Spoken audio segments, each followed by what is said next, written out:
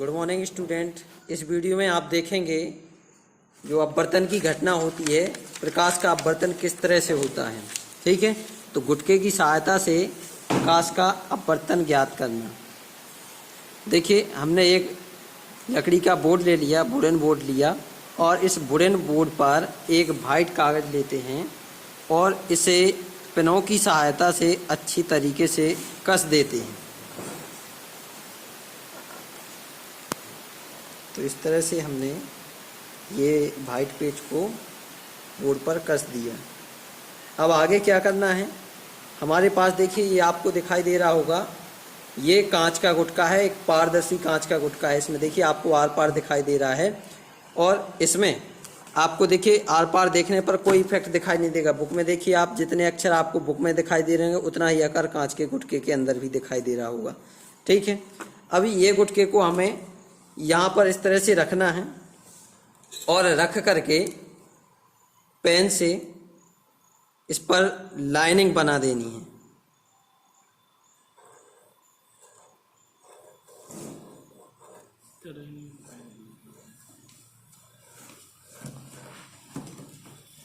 ऐसे हमने गुटके के चारों तरफ लाइनिंग बना दी।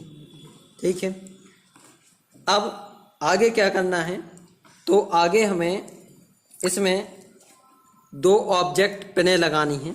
ठीक है, और ये पेनें किस तरह से हों, एक दूसरे के बिल्कुल सीधे में लगानी है, इस तरह से, ताकि ये पेनें जो हैं वो एक दूसरे के पीछे छिप जाएं। ठीक है, तो इस तरह से हमने पेनों को लगा दिया और देखते हैं कि ये एक दूसरे के पीछे छिपी हुई हैं या नहीं छिपी हुई हैं। ठीक है, तो दूसरी पेन लगाते हैं।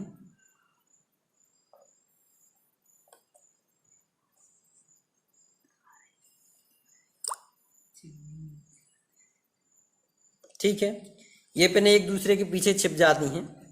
अब क्या करना है, हमें इन पेनों को निकाल करके और इन पर हम डॉट बना लेते हैं।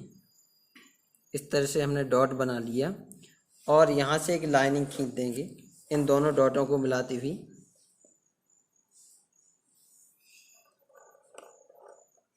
और यहाँ से आगे एक और लंब डालेंगे इस तरह से। पुनः गुटका को ज्यों का त्यों जिस स्थिति में रखा था, जिस पोजीशन में रखा था उसी में रख देते हैं और पेनों को ज्यों का त्यों लगा देते हैं। तो इस तरह से हमने पेनों को फिर से लगा दिया।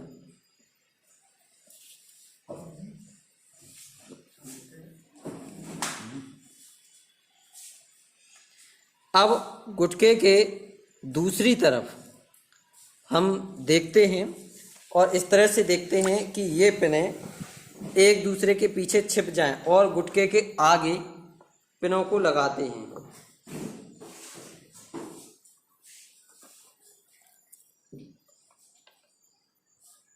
इस पिन को इस तरह से लगाना है कि ये पिन भी जो है पीछे वाली पिनों के पीछे छिप जाए, और इस तरह से हमने दो पिनों को लगा दिया। ठीक है, अब लगाने के बाद में हमें क्या करना है, गुटके को हटा लेना है और इन पिनों को भी निकाल लेना है और यहाँ पर हमें डॉट के निशान बना लेने हैं इस तरह से। ठीक है, और इनको भी निकाल लेना है। अब क्या करना है, आगे एक स्केल की सहायता से आपको इन डॉटेड लाइनों को मिला देना है। इन डॉटों को मिला दिया और यहाँ से एक लंब डाल देते हैं, अभी लंब खींच देते हैं। ठीक है, अभी देखिए ये वाली जो प्रकाश की किरण है, ये प्रकाश की किरण आ रही है वस्तु से, तो इसको कहेंगे आपतित किरण। आने वाली किरण को क्या कहेंगे, आपतित किरण। और ये गुटके से बाहर निकल रही है तो इसको कहेंगे निर्गत किरण, निर्गत किरण। फिर निर्गत किरण हमारे पास है, आपतित किरण हमारे पास है।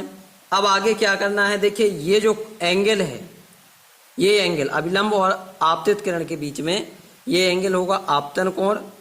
ठीक है, अभी यहाँ से हम इस पॉइंट को मिलाएंगे, तो मिलाने पर यहां पर जो एंगल बनेगा ये किरण कौन सी हो जाएगी, अपवर्तित किरण, अपवर्तित किरण।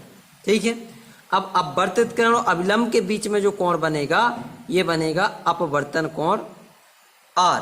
ठीक है, इनको हम चांदा की सहायता से माप लेते हैं। ठीक है, तो चांदा की सहायता से हम आपतन कोण को माप लेते हैं, आपतन कोण I, और अपवर्तन कोण को भी माप लेते हैं R।